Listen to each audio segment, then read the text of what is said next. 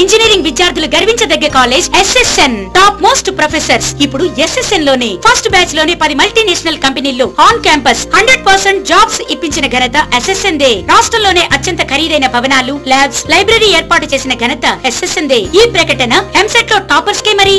SSN engineering college Ongole.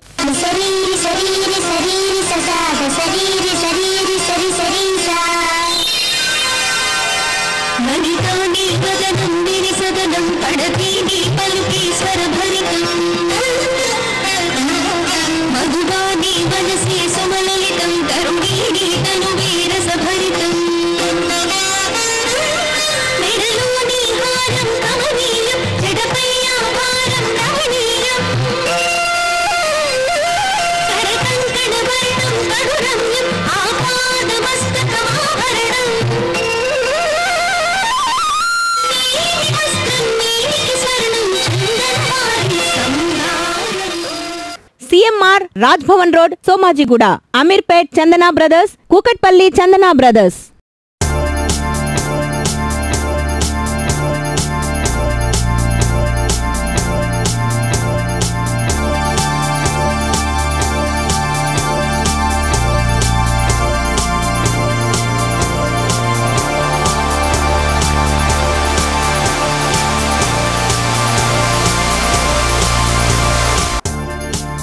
నమస్తే, నా పేరు శ్రీనివాస్. మీరు చూస్తున్నది విసా న్యూస్. ముందుగా బులెటిన్ హెడ్లైన్స్.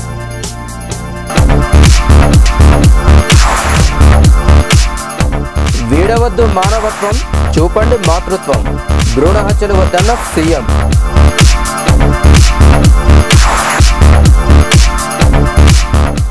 సమస్యలే సమస్తం, హస్తం పాలన అస్తవ్యస్తం. చంద్రబాబు ధ్వజం.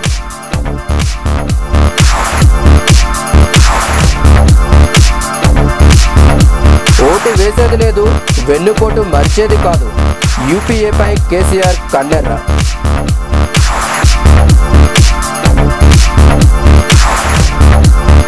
మెగా ర్యాలీ, అన్ని పార్టీలు ఇక ఖాళీ.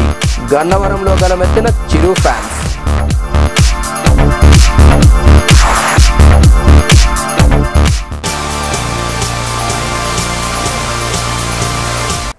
ఆడపిల్లకు జన్మనివ్వటం భగవంతుడు ఇచ్చిన వరంగా భావించాల్సిన అవసరం ఎంతైనా ఉందని ముఖ్యమంత్రి వైఎస్ రాజశేఖర రెడ్డి అన్నారు.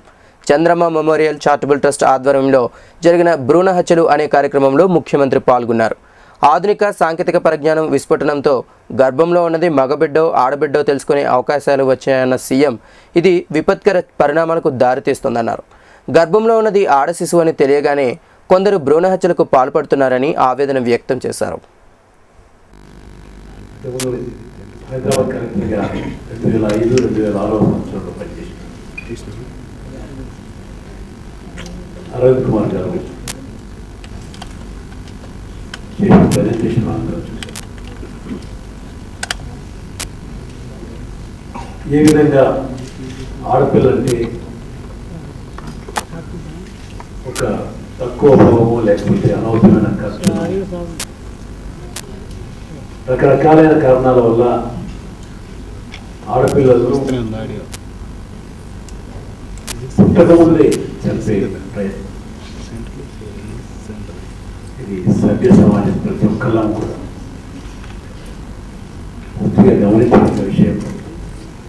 ఇటువంటి పద్ధతిని పూర్తిగా ఖండించవలసిన విషయం. సమాజంలో మంచి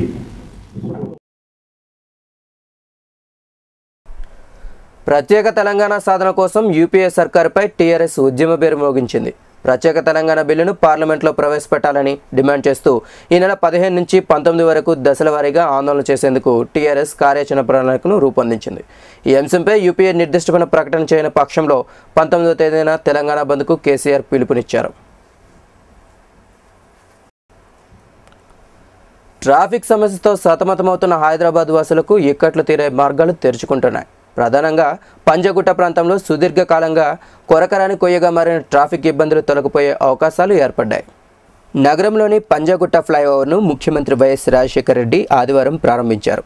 2.5 సంవత్సరాల క్రితం నిర్మాణాన్ని ఆరంభించిన పంజగుట్ట ఫ్లైఓవర్ ఎట్టకేలకు బాలారిస్టాలను దాటుకుని ఆరంభానికి నోచుకుంది. ఫ్లైఓవర్ అందుబాటులోకి రావడంతో బంజారాహిల్స్ నుంచి బేగంపేట వైపు ప్రయాణించే వాహనదారులకు ట్రాఫిక్ ఇబ్బందులు తొలగుతాయని అధికారులు భావిస్తున్నారు.